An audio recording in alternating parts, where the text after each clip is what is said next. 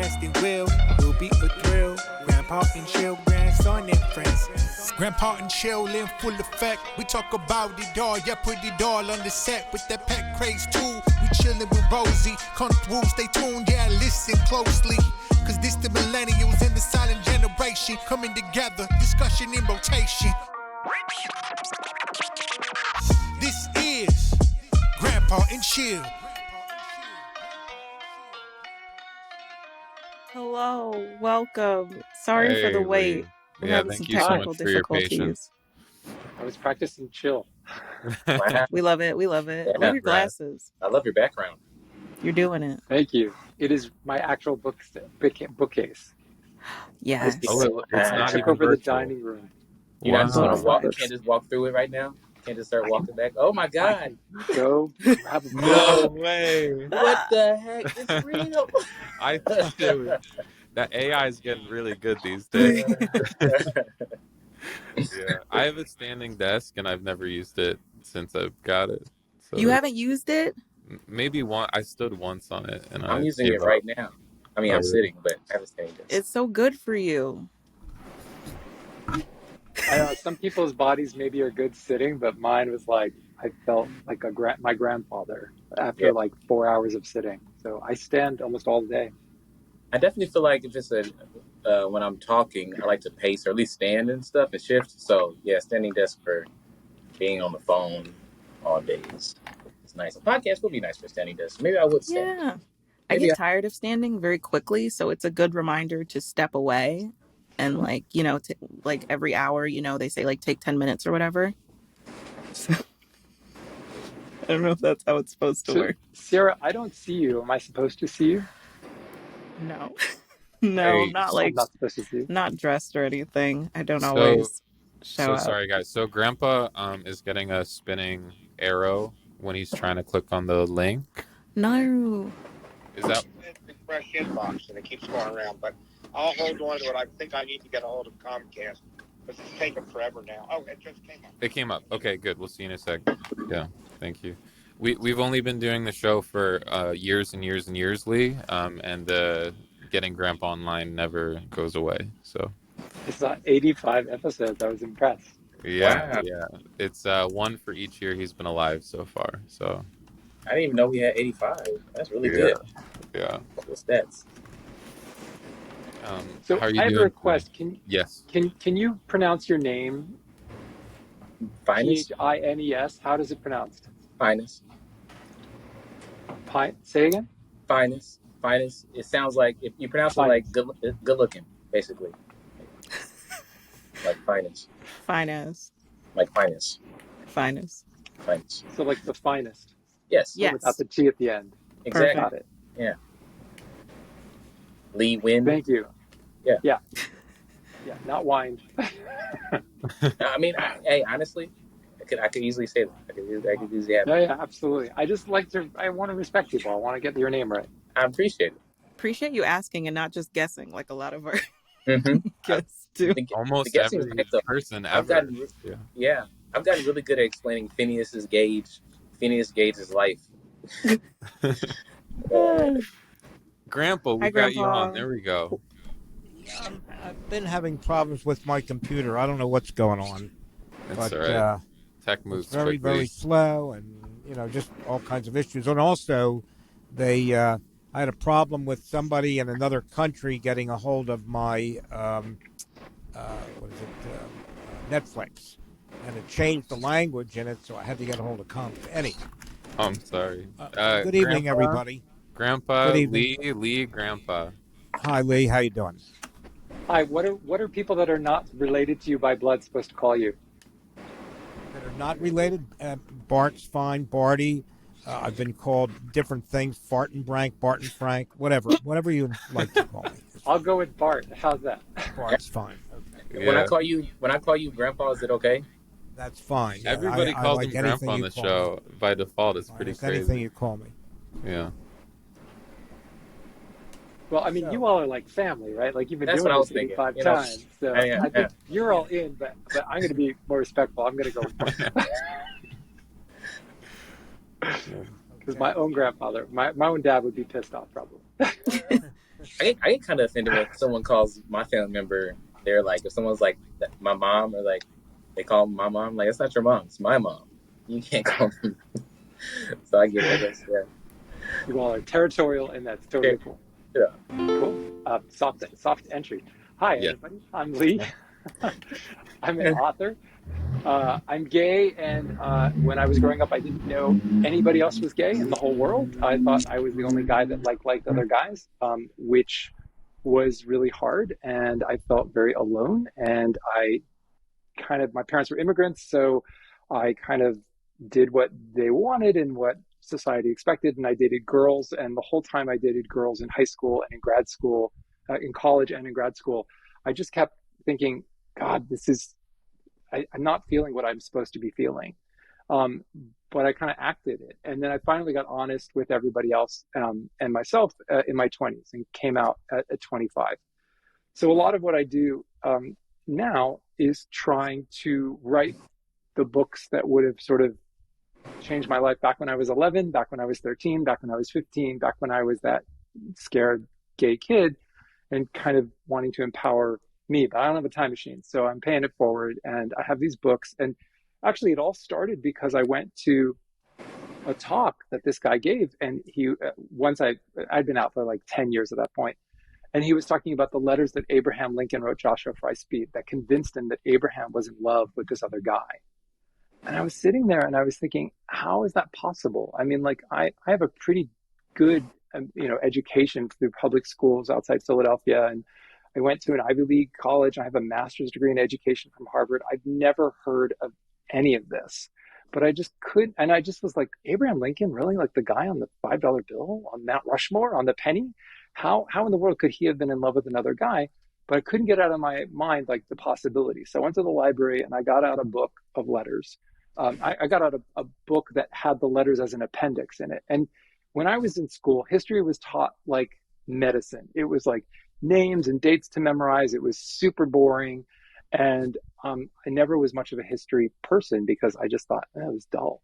So I got this book and I'm like, kind of like half-heartedly paging through it. And I land on this one letter from 1840s. Abraham Lincoln is writing Joshua Fry Speed, and he says, are you now in feeling as well as judgment? Sorry, he starts out by saying that Joshua had married this woman named Fanny, and it's now 8 months later. And Abraham says, are you now in feeling as well as judgment, glad that you're married as you are? And I got goosebumps because that's exactly how I felt all that time I was dating girls. I judged it, but I didn't feel it. And I kept hoping the feeling would come. And I kept trying to convince myself that the feeling would come. And in that moment, there was this reflection of me in the past. And I know I'm not like great like Abraham Lincoln or anything, but the idea that there was somebody in the past that maybe was a guy that loved another guy just completely was empowering and inspiring. And I really dug in and I started to do a lot of research. And I became really convinced that when you look at the letters and you look at the evidence, there is quite a lot of evidence that Abraham was indeed in love with this other man. I think that we go all CSI history when we talk about queer people in history. We're like, oh, well, can you prove that this person had intimate time with that person? And I actually think that's a weird question. We're really obsessed with sex in our culture. And I think a much more interesting question is, did these people love each other? And I became convinced. And so I thought, well, that would be a cool novel. So I actually wrote a novel called Queer as a $5 Bill, because Lincoln's on the five. And Bart, I don't know if you remember this, but when I was growing up outside Philadelphia in the 70s, there was this expression that when something was really, really weird, it was queer as a $3 bill. Did you ever hear that? Maybe. Don't recall. But so the idea was that America never made $3 bills, right? So it was this sort of old-timey expression like, that's queer as a $3 bill. So the name of the book is Queer as a $5 bill because Lincoln's on the five. And it's basically a story about a teen that is closeted, sort of inadvertently dating a girl who's his best friend, and he discovers the same letter about Lincoln I did. He has the same sort of goosebump moment, and he decides he's going to out Abraham Lincoln to change the world. because if he can convince people that Abraham Lincoln was a guy that loved another guy, maybe he can change how everyone feels about gay people. And it just blows up in a huge media firestorm and conservative backlash, which I actually think would happen if that actually happened today. And so I ended up crowdfunding the novel. I couldn't get a publisher to take it on, but I teamed up with a nonprofit, and the idea behind the crowdfunding was to help me donate copies to queer teens. So we ended up donating 910 copies through a nonprofit called Brave Trails, and the book was published in 2018 and won a bunch of awards, and that was really cool. And then when I was writing the novel, there was so much evidence about Abraham Lincoln, and I just kept thinking, maybe there's another book. Like maybe there's not, because I wanted to write like a turn-pagey novel. I didn't want to write something like a stuffy history book. So I thought, well, maybe there's a non-stuffy history book. But I didn't want to do it just about Abraham and Joshua. So that's where the idea of No Way They Were Gay came about, because history is really taught like there's this false facade, right? Like it's really this taught as it's the stories of rich, white, straight men from Europe that are able-bodied and wealthy. And kind of the pushback against the stories of anybody else in history continues even today. I mean, you see what's happening in Florida, where they're arguing that, you know, they should teach that slavery was actually beneficial for enslaved people, which is horrifying. So the idea that history is this construction of people in power, and it's these carefully scripted stories to reinforce the power structures that exist, is really liberating for everybody. Because as soon as you get one crack in that false facade of history, you kind of realize that history is being presented to you in a way that isn't honest. And then it opens it up, not just the stories of queer people, the stories of men who love men and women who love women and people who love without regard to gender and the people who lived outside the gender binary, but also the stories of Black people and Indigenous people and women and other people of color and disabled people and everybody else that actually had very important parts of history that weren't necessarily the victors and didn't actually get to tell their stories, have really important stories as part of history too. And so I think that that's a really exciting thing to recognize. So that's what No Way They Were Gay is about. That's the book that has like 12 chapters. It has Gandhi on the cover because that was one of my big surprises. It has Lincoln. It has Eleanor Roosevelt. It has Wewak, who was a member of the Ashiwi tribe nation that we call Zuni in English, and sort of 12 in-depth chapters. Like William Shakespeare wrote 126 love sonnets to another guy. I didn't study that in school, but I certainly had to suffer through Romeo and Juliet and Hamlet and all the regular ones. And then it turns out like there's been all these tricks that historians have played over the years. Like, in fact, Shakespeare sonnets are a great example that for 150 years, the version the world knew was this sort of a manipulated version that made it look like all 150 sonnets, 50 plus sonnets, were written to a woman. So they just changed the gender, and they just changed, lord to mistress, and they just kept manipulating it. And so, like, think about it, for over 150 years, everybody's impression of Shakespeare's sonnets was completely wrong. So it's exciting to kind of like go back to the primary sources, and that's my big thing, is that like I'm trying to hold a container whereby we can hear all these voices from the past, because it's really exciting to hear them speak. And for so many years, they've not been allowed to speak, or when their words have been shared, they've been altered. And so it just kind of became this compilation of all of these amazing surprises from history. And I just kept saying during the research, no way they were gay. And then ultimately it was like, that would probably be a good title. So that's where the title came from. Yeah, no, wow. So cool. Yeah, you know what? You're as cool as Abraham Lincoln. All right. Oh, thank you. In the very beginning, you were like, I don't know if I did that. I was like, I don't know. You're really, because you know what? I guess I'm really excited about, and really got me jazzed about it, is like just thinking about the perspective of which we get to read, like learn about history in school and stuff like that, and it's usually is from like the straight white man's point of view, and that's what we've been able to see everything. That's how we're reading Shakespeare. That's how I'm taking in history and taking in science.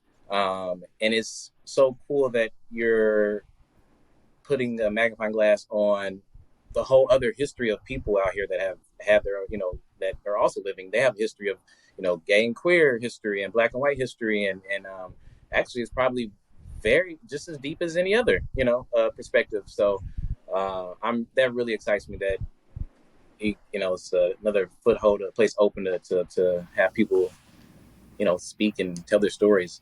I'm really cool. Thanks, Phines. I was so amazed that some of the stories are so intersectional also. Like one of my heroes that from all the research was Bayard Rustin, who was the guy that actually taught Martin Luther King Jr. about nonviolent protest. And he was the guy that organized that famous 1963 March on Washington where Dr. King gave his I Have a Dream speech. But nobody really knows about him because he was openly gay. And so he was really sidelined in the civil rights movement. And it was only, years later in the 1980s when he, he was very openly gay at that point. And we heard all these amazing stories. And then even posthumously, you want to hear this amazing story? Mm-hmm. So Obama, he presented an award to the Presidential Medal of Freedom to Bayard. And he told this story in 2013. So Bayard had already passed away, but he presented it to Bayard's basically spouse, his surviving husband. And Obama told this about what happened the morning of the March on Washington. Early the morning of the day of the March on Washington, the National Mall was far from full, and some of the press were beginning to wonder if the event would be a failure. But the march's chief organizer, Bayard Rustin, didn't panic. As the story goes, he looked down at a piece of paper, looked back up, and reassured reporters that everything was right on schedule. The only thing those reporters didn't know was that the paper he was holding was blank.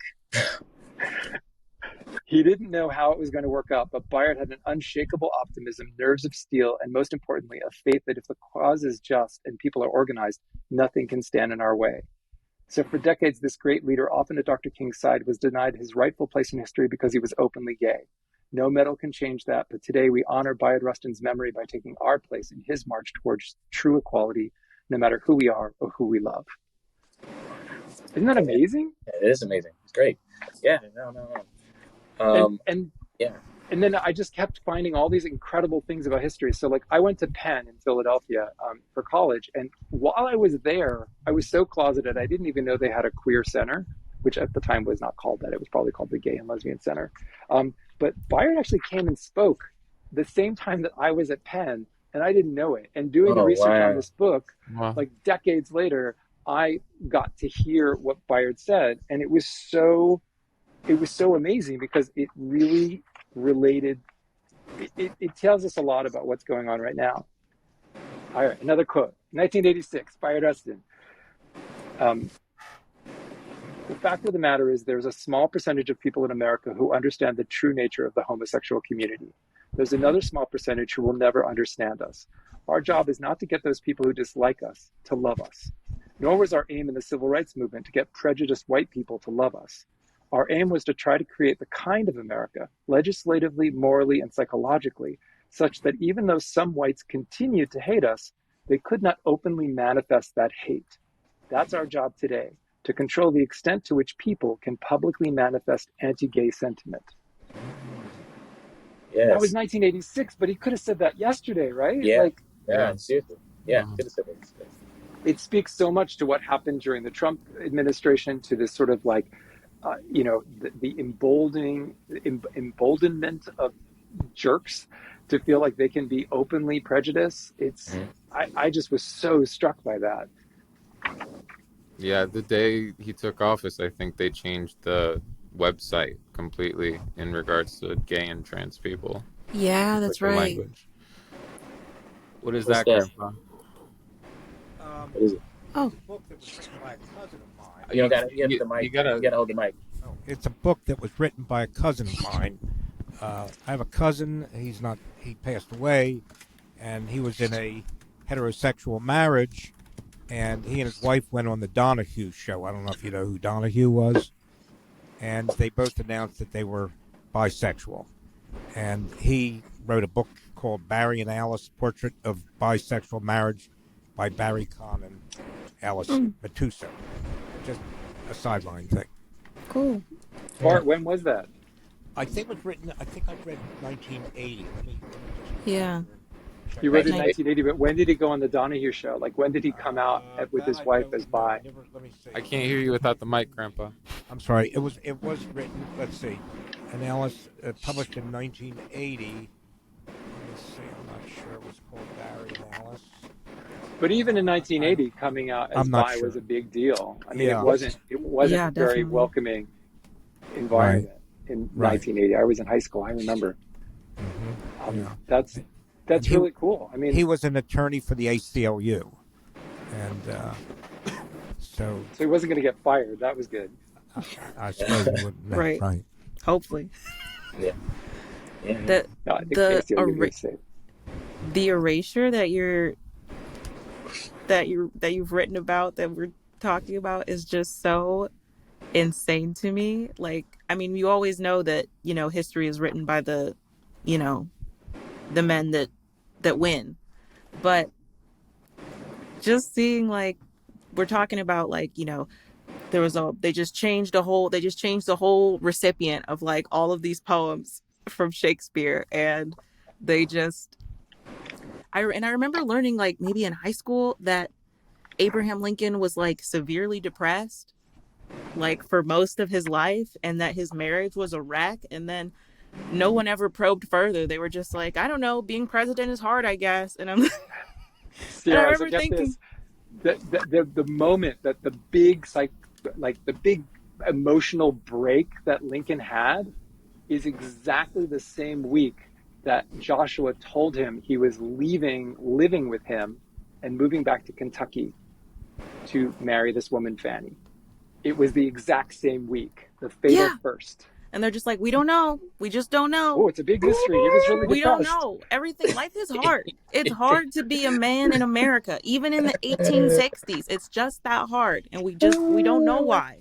Okay, in 1830, Lincoln was writing a nasty, like, poem limerick to kind of humiliate an adversary. Guess what he wrote? For Reuben and Charles have married 2 girls, but Billy has married a boy. The girls he had tried on every side, but none he could get to agree. All was in vain. He went home again, and since that, he's married to Natty. Natty was a nickname for Nathaniel. So, like, he wrote this poem about 2 guys getting married back in 1830s. Just crazy that you can just. I mean, I guess when you write history books, you can just pretend. And now we're in present time, and not only are we pretending, are we working our hardest to pretend that gay people don't exist, or that all this crazy demonization. We're working on. I don't know. It's just so stressful. Florida stresses me out. Where else is hell? Florida, Georgia, Texas, Mississippi. Tennessee. Always. There's a lot of I mean, and then there are all these online. So No Way They Were Gay actually got banned in a bunch of states. And it's on some lists online, some conservative, politically motivated lists. My favorite. That sounds like I like it, but like in a dark way, in a dark humor kind of way. My favorite one is they said the following books are obscene, and then in parentheses, probably I haven't read them. Literally. That's hilarious. That's literally. That's hilarious. They said looking at these words would require me to learn, and I don't want to do that. But I'm gonna.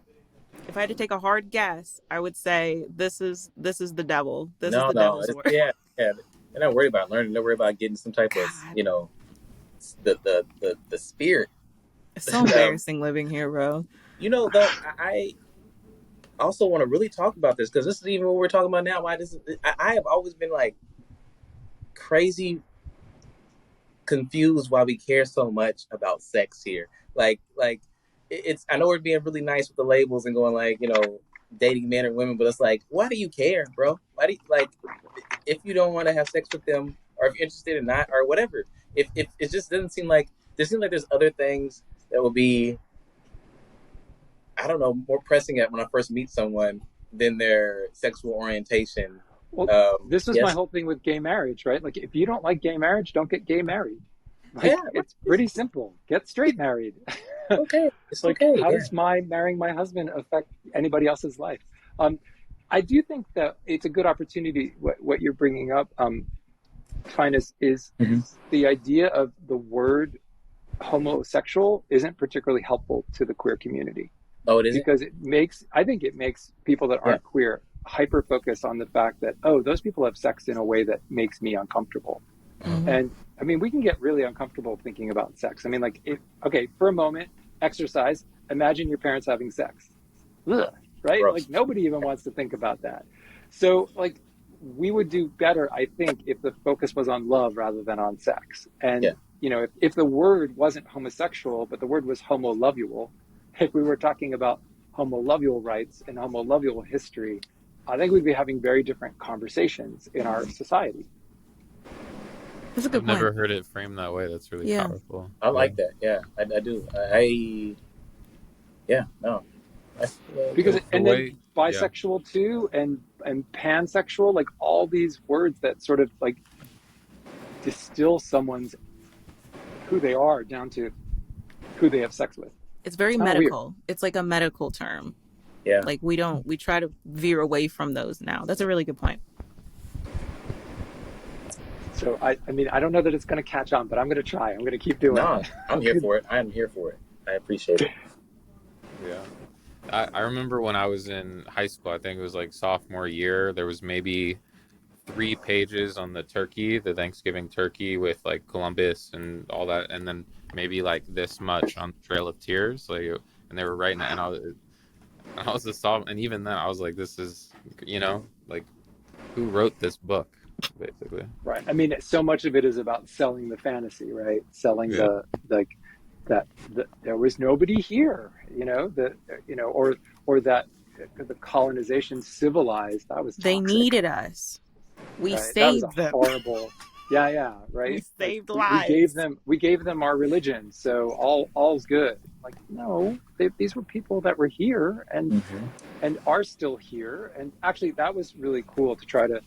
One of the big challenges with the book was like, how am I going to just choose 12 kind of people to go in depth on? And actually, Wewa was a member of the Ashiwi tribe from the cover, and it was an opportunity for me to talk about like how there are, I think it was 170 plus Native nations that had people living third gender or fourth gender roles, and just the idea that other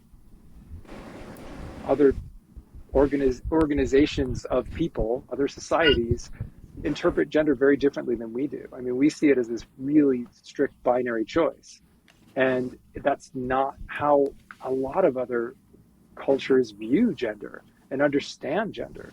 So there's a really beautiful quote at the beginning of the Wewa chapter that I'm just going to read real quick from 2015. A Native American elder speaking at the Montana Two-Spirit Society's annual gathering said, "The medicine wheel represents men on one side and women on the other, but there's a space in between that is for the two spirits.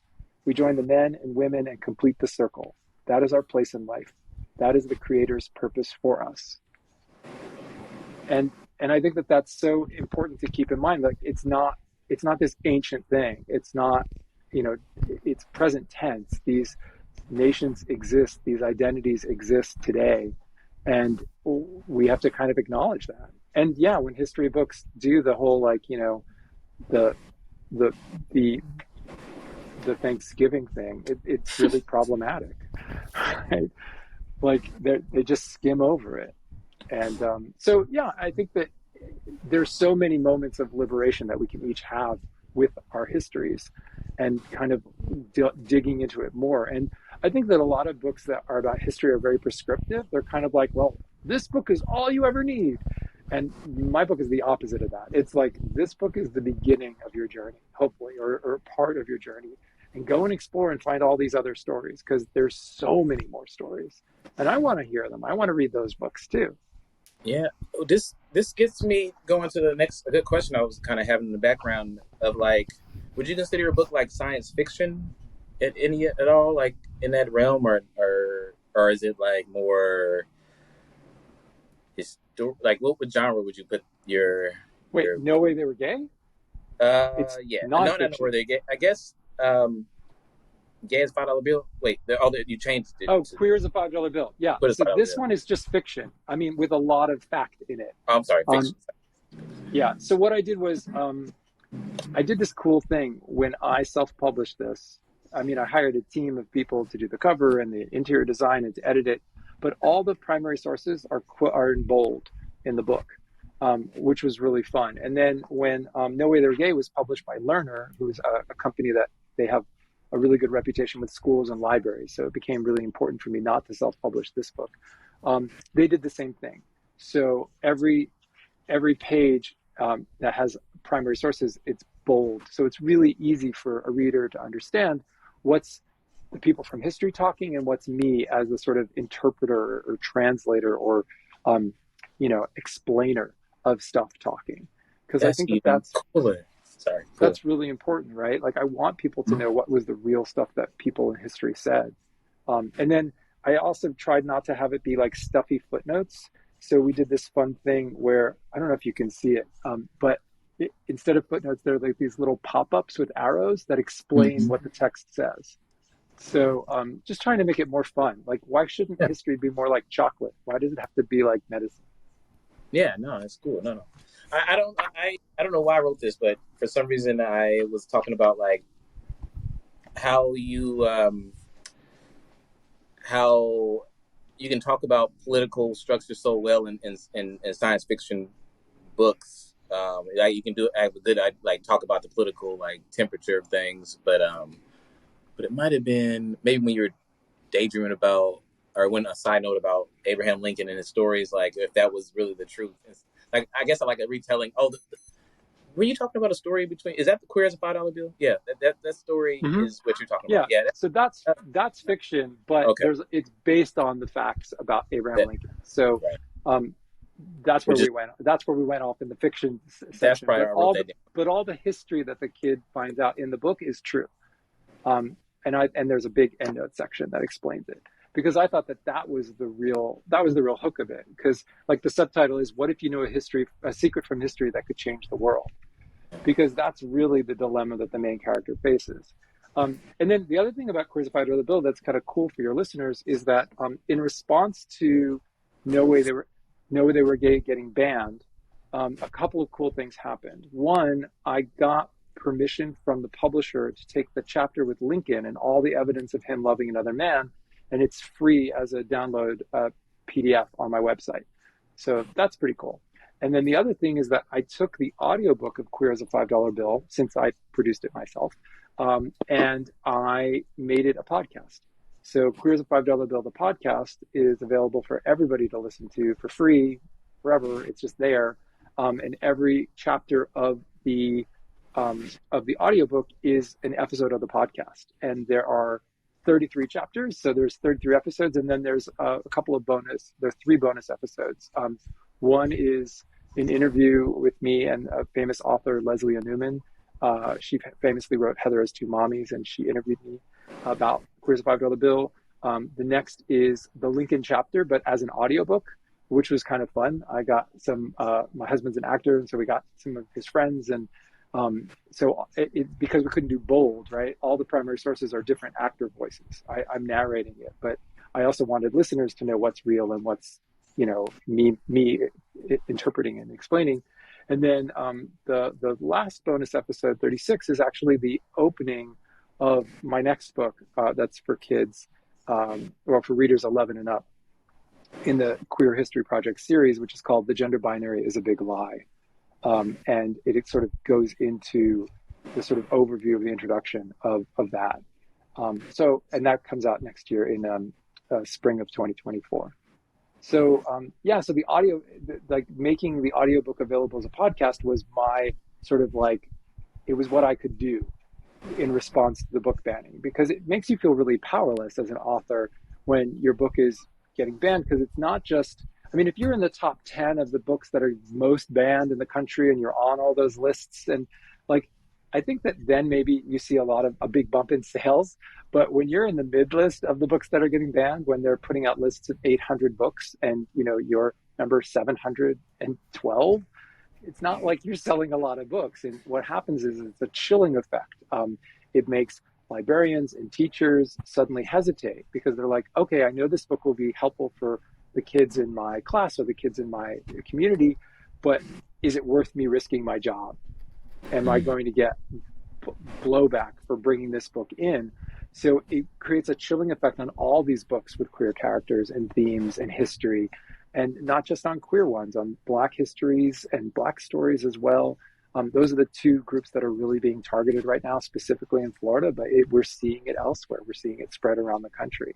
So the podcast was my okay, I can do one thing. I can do this. But yeah, podcasts are a lot of work. I tip my hat to y'all. Yeah. I was curious about that, about if the book banning in a way is prideful or cool because it's saying something of importance, right? Like, people that ban books are usually very much in the wrong. But if it's hurting book sales, that really sucks. I think it's both. I think yay, hooray, it got noticed. I mean, I wrote an essay about being banned when I found out, and I was like, on the one hand, it's nice to not be ignored. But on the other hand, do you really want the attention of these kind of jerks that want to hold back information from people? Right. And I think it's just really misguided, this idea that if they can prevent people from knowing about queer people existing, then maybe they'll prevent their own kids from coming out as queer. But I mean, I'm proof. I was raised by straight parents, and in a very straight environment, and it didn't make me straight. I think you come pre-baked, and the question is about authenticity, and this is another language thing that makes me crazy is when allies of queer people will use terms like lifestyle choice. Well, Lee, I really respect your lifestyle choice. The only choice is whether I'm going to be real or I'm going to lie, right? Having long hair, that's well, back when I had hair, but I have a kid. When my daughter had long hair, clearly that was a lifestyle choice. That was a lot of work to have long hair. That's a lifestyle choice. Whether you're going to be authentic about who you are and how you feel about your gender or who you love, that's not a choice. I mean, the choice is, again, are you going to be honest or are you going to lie? So it's a lot about framing language. We get really stuck. We adopt this really toxic language from our opposition, and then it emboldens them because we're using their language. We have to stop doing that. Wow, thank you. You Lee, came I out. have Oh a yeah, question. go, Grandpa. Go ahead. I'm sorry. I have a question for you. While I was growing up, the word queer was kind of a derogatory word. Maybe not so much with the word gay, but queer was, and I'm wondering why you've chosen to use that word very freely. I guess that's my question. Yeah, it's a great question. I remember having queer used against me as a sort of slur, very vividly. I remember it through junior high school and high school and even college a little bit.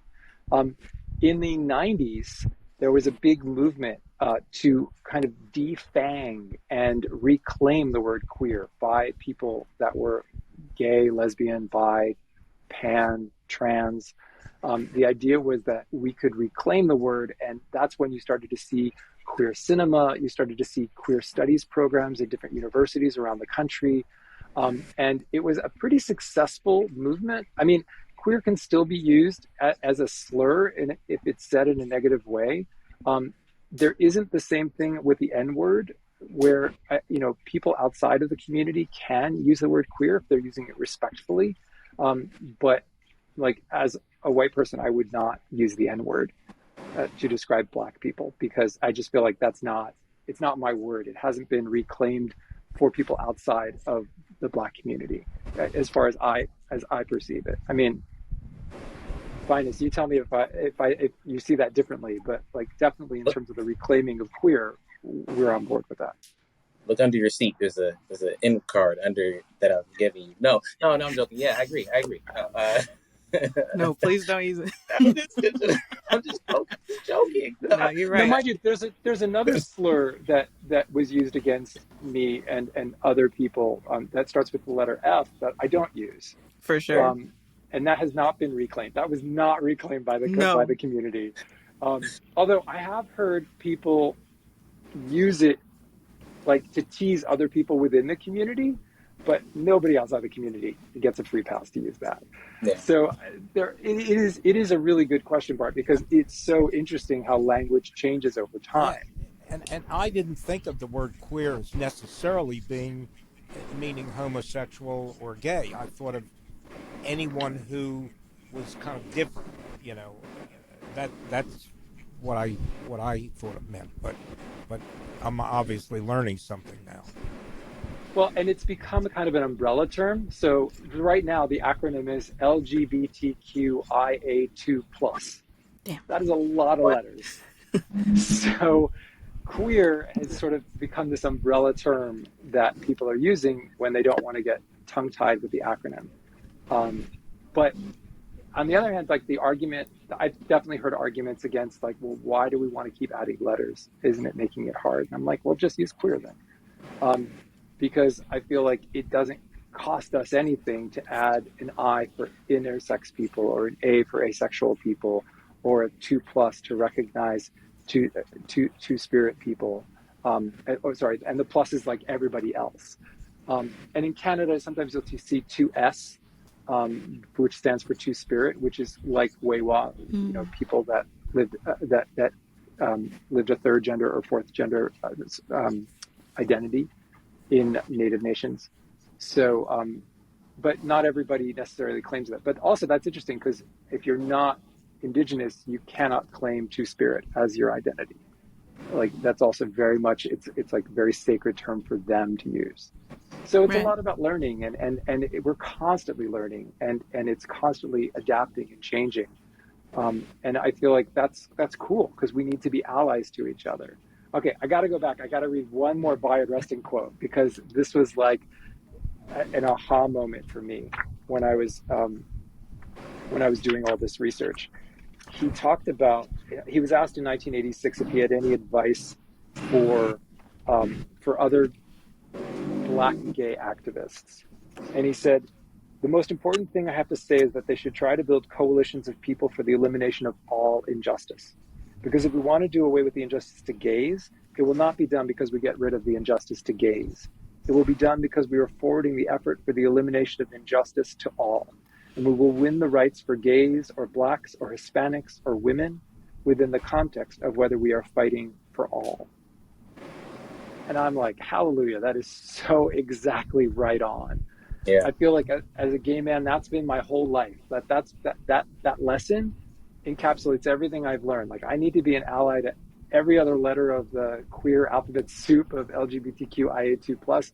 I need to be an ally to women. I need to be an ally to Black people and Indigenous people and Latino people and everybody that's not kind of getting an opportunity to have a fair shake.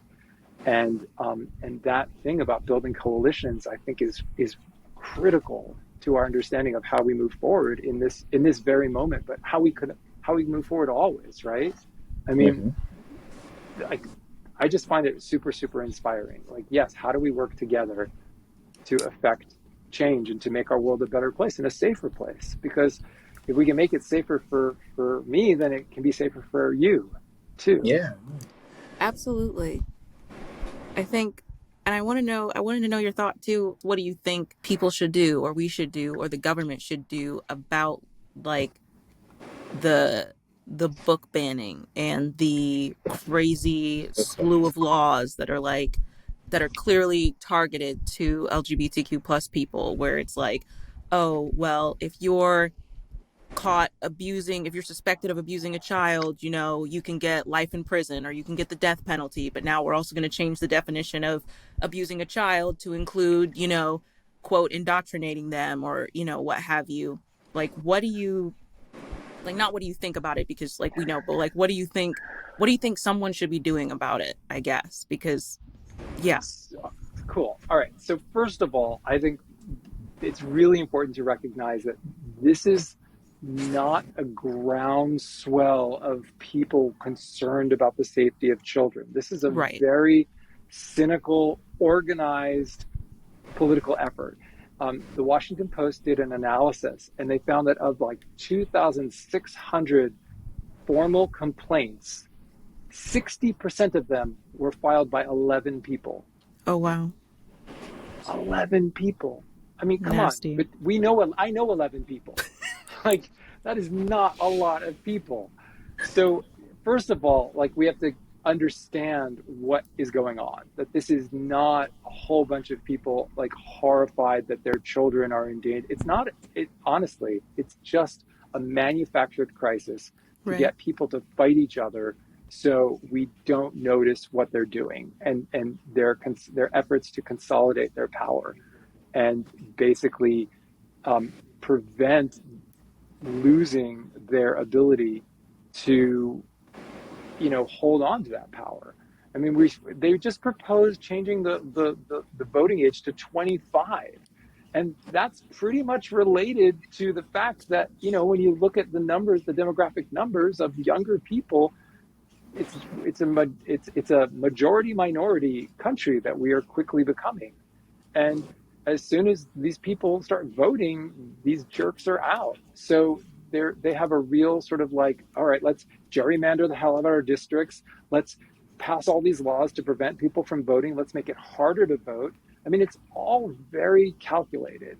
And so we have to get smart. We have to kind of like not just play defense. We have to play some offense. And there's some cool laws that have been passed in a handful of states about, banning book bans, which is really, really interesting, and kind of saying in our state, you cannot ban books. I think that we can do work on ourselves, and then we can do work in our local communities, and then we can vote.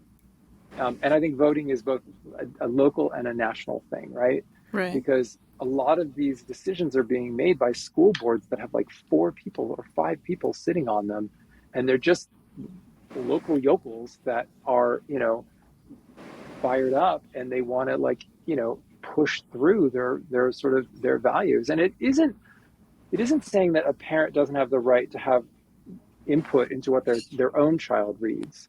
But I think as soon as a parent says, "Oh, I don't want anybody else's children reading about that," I find that's really that's where the alarm sirens need to start going off. Yeah. The people that ban books also scream from the mountaintops about free speech. It's like the funniest, Yeah. Well, I mean, it's Orwellian, right? Like, they say one thing and they mean the other, and that started years ago, back in when they started doing things like the Clean Water Act actually allowed them to pollute more, right? But they called it clean water because no one's going to vote against something called the Clean Water Act. I mean, again, it goes to language, right? And as soon as we accept their language of calling, the bill that lets people pollute more the Clean Water Act, we've lost.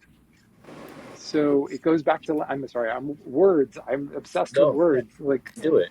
Do it. Yeah, go. Yeah, because it's just, it's ridiculous. And then, again and again. So I think you just have to talk to people. If you find out about a book that's really cool, like, share it with other people. I mean, that's actually one of the big way that books are successful, right? It's because people tell somebody oh my gosh, I read about this incredible thing and I had no idea. So book club. I'm sorry, I do want to know this though. I don't know if we've passed this, and I just want to get this in. Can I know why it got banned? Like, is there like a list they give you to send something in the mail or it don't matter? I mean, it does matter. I want to know. Like, to me, it does. I mean, it could be anything. Like, I want to know what the reasons are. I never saw anything that explained why. I mean, I would posit that it's because Abraham Lincoln is on the cover. They never gave you. They didn't give you They didn't say anything. No. It just showed up. It just showed up on a list. Who writes the list? Like, is it like a local county person? Is it like, how does that work? Or like a school board? One of them, they had a list that was, it was the books that were, it was included in a list of books that were protested against, and that they demanded that the library remove them. Yeah, I mean, sometimes they just do these blanket things like these following books for these reasons, and it's like, and then there's 80 books on the list, That is and crazy. it's just to sort of hide the information. I It's really just to thought it make was it. some type of list. I thought they were going to send you. I thought they sent you like a email or like some type of notification, like, "Hey, sorry, you're not getting me bread because, you know." No, no, I wish. I mean, it would be That'd be easier crazy to if they fight did it do if they that. were like, oh, on page 12 you lied. I'd be like, okay, show me what you disagree with. Um, but no, and it's interesting because I really wrote this book for ages 11 and up. I mean, it's really, the language is very simple. It doesn't talk about sex. It really only talks about love and about identity and things I think are very appropriate for kids that are 11 and up. I just think it would be a little harder for younger kids to understand all the things, which is why it's 11 and up. But yeah, no, they don't. I mean, I was expecting a letter, right? Like I was expecting like, hi, welcome to the club. Your book has been banned. Here's why. Yeah, Nope. Nothing. I kind of discovered it by, basically interviewing the universe for pain and searching on Google after I found it on one of the lists.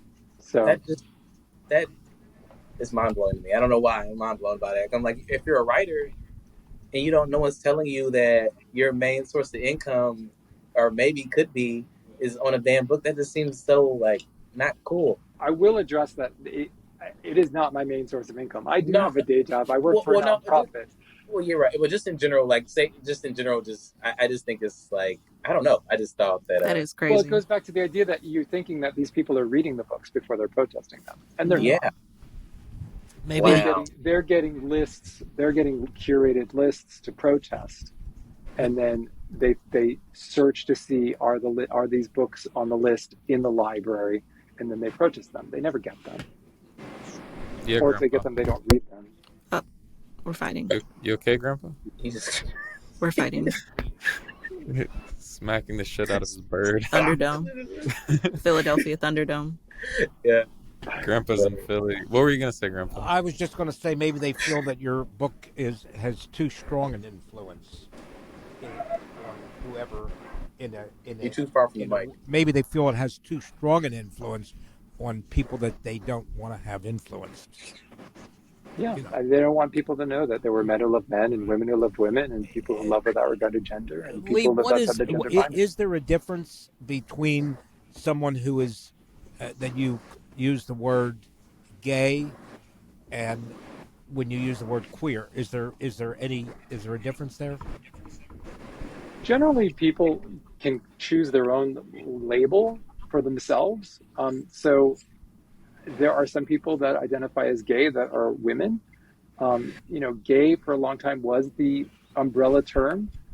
There were a lot of people that did not identify as gay men that didn't like it because they felt that it privileged gay men, white, cis gay men like myself, too much. And so, in response to that, a lot of people have phased out gay as the sort of umbrella term and have started to use queer.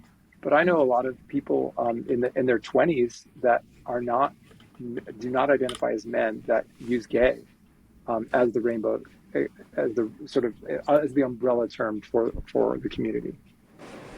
So it kind of depends. You can always ask. So, from what you just told me, it's just a difference in the way they've changed the terminology, basically. Yeah, and everybody is going to have their own spin on it in the community probably.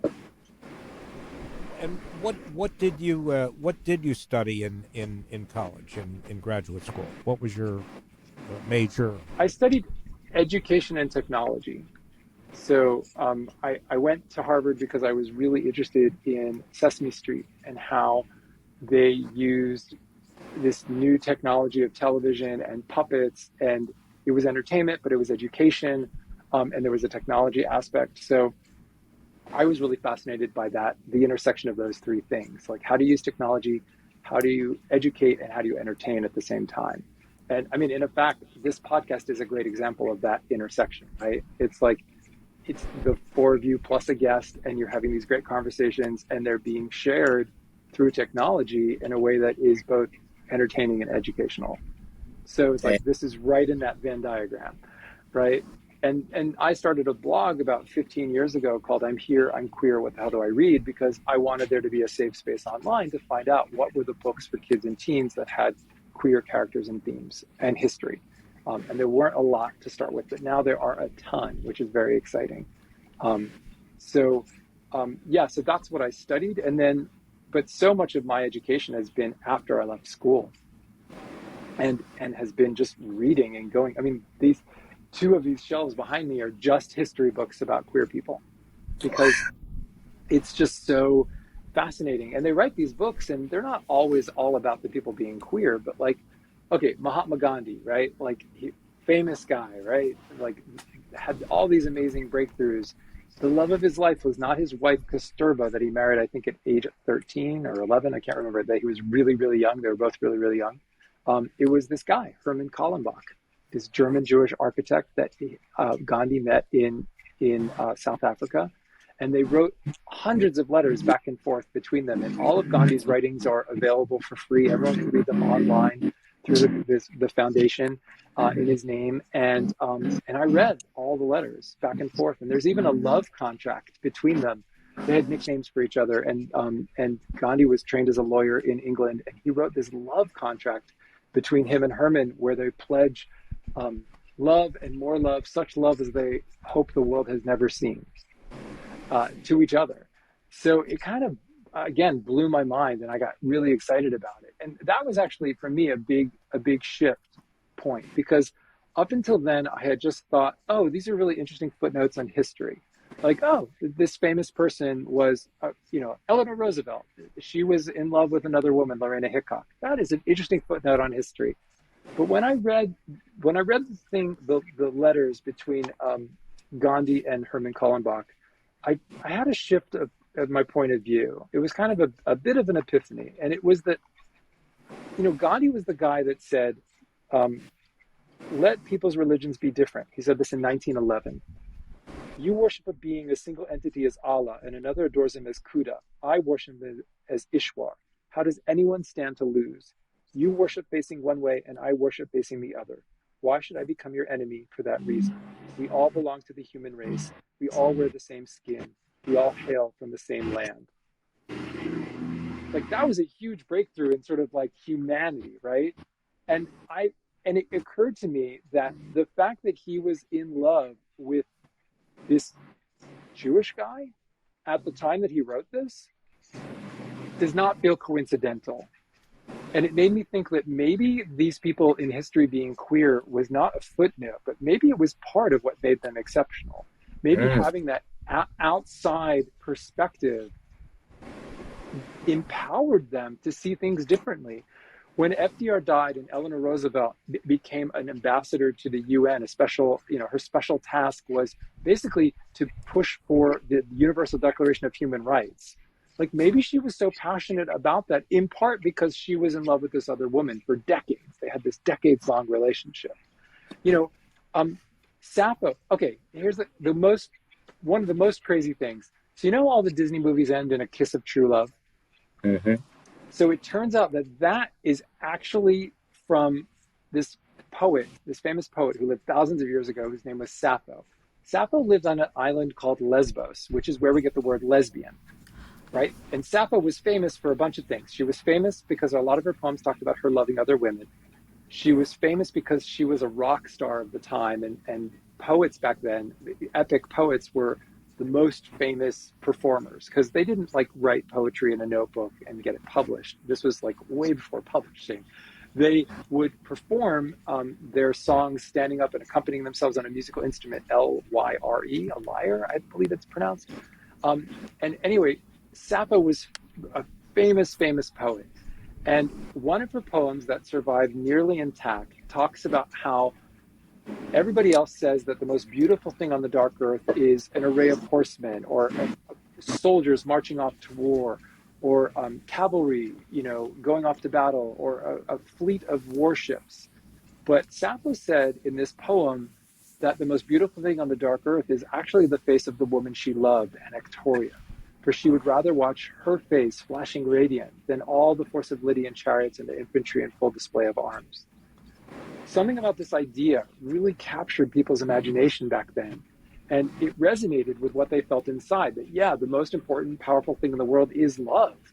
And that ricocheted all the way through the centuries to us today. So the reason that all the Disney movies end with the kiss of true love breaking the evil spell is because we all believe that love is the most powerful thing in the universe. And we believe it because Sappho was in love with this other woman named Anactoria at the time that she wrote that poem. But we've kind of lost the origins of that. And all we know is that, oh yeah, well, if you stop anybody on the street and you ask them about, what's the most powerful thing, a lot of them will say, oh, the kiss of true love, right? And that whole, even 800 years ago when they wrote Sleeping Beauty in France, the thing that broke the evil spell was the kiss of true love.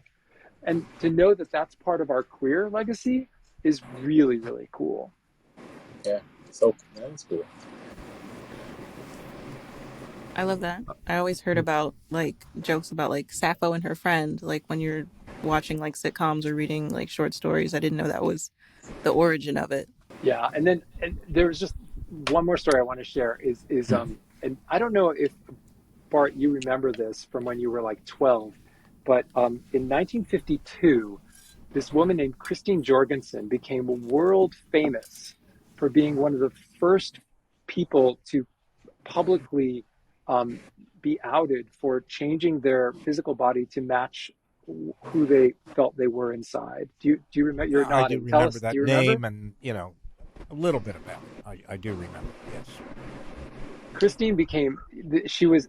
She grew up in a male body and was treated as a man, but never felt like a man, and was drafted at the end of World War II, sort of a clerical job.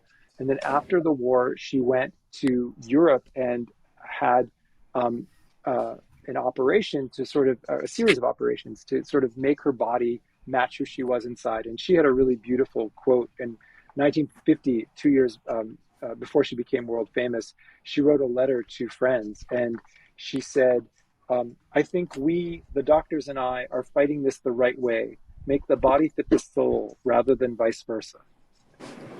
And she was really glamorous. I don't know if you can see this. This is one of my favorite photos of her. What's her name? Christine Jorgensen. Christine Jorgensen. And she became so famous that it actually was almost a problem because she couldn't do anything. Like she would leave the house and she would be followed by reporters, like insane paparazzi. She wasn't the first person that had sort of changed their body, had gender affirming surgery, but she was the first one that everyone knew about because actually someone had leaked it to the press, her story. And so they published photos of her as she presented as a man and then as she presented as a woman. And it was really devastating for her at the time. She ended up sort of leveraging her fame and became sort of a nightclub performer. And was on a lot of talk shows. Probably Donahue was one of them, Bart, and it was kind of amazing how she wrote an autobiography, which was really beautifully written. It's out of print now, but I do have a copy on that shelf behind me. And it's kind of knowing her story is really cool because I think that we get hung up on this narrative, right? This conservative narrative that this is all really new. That like in our parents' time and our grandparents' time, there weren't people that lived outside the gender binary, or there weren't trans people. It's like, yes, there were.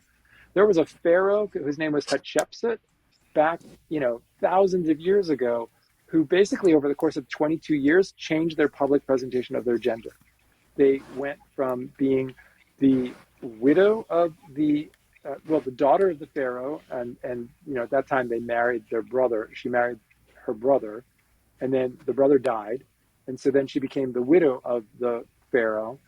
And then she became regent. She was 16 years old and convinced the ruling elite to let her rule Egypt as regent for her 2-year-old nephew.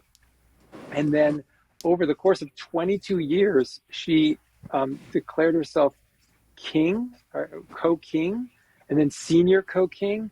And you can see the statues start to change. So they start out and she's presented completely as a woman. And then there's this middle phase where she's sort of like in between like a male and female presentation, and then at the end she's completely presented as a man with like squared off shoulders and pecs and a false beard and a crown. It's wild.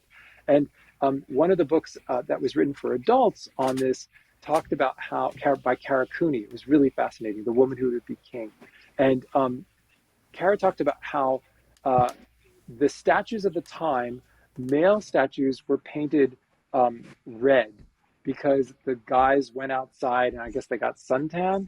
And women's statues were painted yellow because they stayed inside. The women of means, right? The women of high society, they stayed inside, so their skin was not as tan. So their statues were all painted in yellow. And you can see in these temples to Hatshepsut over time, the statues are yellow, and then they're an in-between color, orange, and then they're red. So it's this fascinating thing of this progression. And the idea that this happened thousands of years ago, I think is super exciting and empowering, because it does kind of show us that the gender binary as we all understand it, right? Like pink hats for girls and blue caps for boys when they're born is completely a construction. It's completely made up. And that's really cool, I think, to recognize that. That is really cool. That is so made up that, I'm sorry, Sarah, but I just have to say, it's so made up, the pink and blue thing, that if you go back 100 years, it was reversed. Pink was the color for boys, and blue was the color for girls. Look, I don't want to say nothing about capitalism, but I'm always ready. I'm always ready. No. Always ready. Yeah, no, this is great. Well, I guess a really long time ago, they dressed kids in white, right? They dressed babies in white because you could bleach it when it got dirty.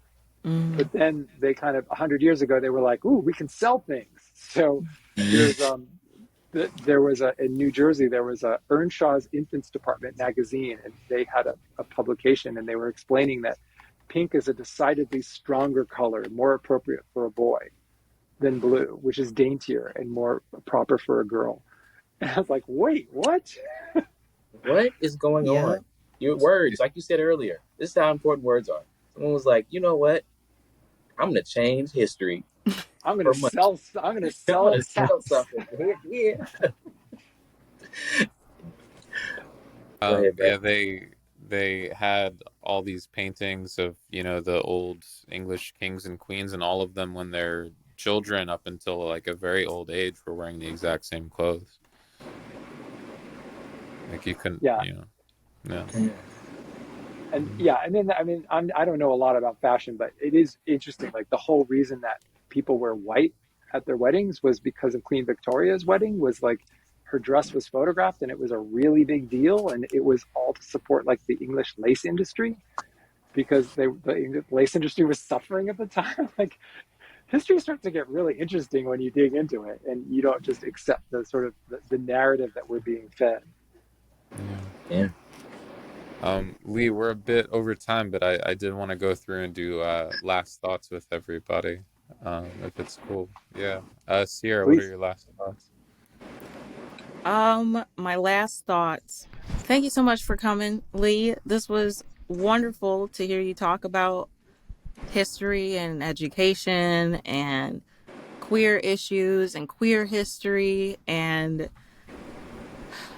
I just wish that there was more of it. Like there's so many things that I learned now that I'm just like, I'm excited to know it, and I'm excited to know now, but then I get angry because I'm like, well, why did you make me learn about, hunters and gatherers like 6 different years in a row? You acting like we didn't have enough room. You acting like we didn't have enough room to talk about, this, and this. But, we decided to cram all these other, repeat lessons, repeat tracks into the curriculum, when there's all of this incredibly interesting and incredibly nuanced history that we could have been talking about instead. But I love how passionate you are about it. I love how much you know about it, so that you can keep telling people about it and keep spreading the word. And to all of our listeners, you got to remember, if any of this was about protecting kids, your kids would feel safer. We haven't banned child marriage, we haven't done gun control, but we gotta do this. We gotta ban the books. Like, I just want to implore people to think it through a little bit more, and try to be, you got to stay active, because if you're not active in what's going on around you, what's going on around your kids, then you do end up with 11 people making tens of thousands of complaints and reports and just wasting everybody's time. That is my thought. Thank you for coming. Grandpa. Well, Lee, in my experience, and I'll use the word gay because that's the word that I've always been familiar with, there's just so many people that are gay that seem to excel in the arts intellectually, and you fit into that mold as well. I'll take it as a big compliment. Thank you, Bert. Phines. Yeah, I'm very excited. I'm so glad you came on the show. I don't like to be like Grandpa, like my favorites, but I really enjoyed you being here. I appreciate it. I feel like there's so much I want to talk about. Like, I'm also really into storytelling and folklore and like Joseph Campbell and Carl Jung and all that book stuff. And they go into a whole section of like stuff I think that I would love to hear your mindset about, like just androgyny and the middle area and all that stuff. So it's really cool. I feel like I can nerd out with you for days about things, and I really appreciate you being on here. For me, I think I can say this without a doubt. You're the first person I've ever met and talked to that has a banned book, which I think is horrible, but also at the same time incredibly cool, because almost always it's the people with the banned books that are on the right side of history, and the people that are banning and burning the books are very, very much on the wrong side. And I think this has been like a really incredible episode and a really incredible conversation. And I really appreciate you coming on. Yeah. Thanks so much for the opportunity, all of you. I had a great time. And I wanted to just say, from what Sierra shared about the nuance, I think that that's actually a really important thing, that people in the past were complex. And I think that it is okay for us to acknowledge that complexity, especially in books for kids, because if they can see that other people were complex, they know that it's okay for them to be complex too. And we all are many things. We all are complex. And I think that that's a gift that we can give them by not being fake about history and not saying that, oh, this was a perfect person. Like, people had flaws. People did terrible things, but they were fascinating. And let's learn about all of who they were, not just the cherry-picked kind of things. So thank you. Thank you. Where can people find you and the socials and find the book, everything, all that stuff? Yeah, absolutely. So the main site is leewind.org. My name, leewind.org. And everything's there, including the podcast, Queers at $5 Bill, the podcast. Links, it's available everywhere. And information about all the books. That's a good place to go. And I'm on Instagram too, but you can get that link there too. Cool. Awesome. Thank you so much, Lee. Thank you, as always, to the amazing Phines, Sierra, Grandpa. I love you. Love all you guys. Thank you so much. Have a great night. See you next week. Good night. Bye, y'all. Good night, everybody. Thanks. Thanks so much for coming on, Lee. It was amazing. Podcasting with Grandpa Bart and Rosie, always on his shoulder. This is Grandpa and Chill. Grandpa and Chill is brought to you by your hosts, Brandon Fox, Bart Frank, and Phines Jackson. Our producer is Sierra Doss. To watch and listen to full episodes of the show and follow us on social media, visit grandpaandchill.com. That's grandpaandchill.com.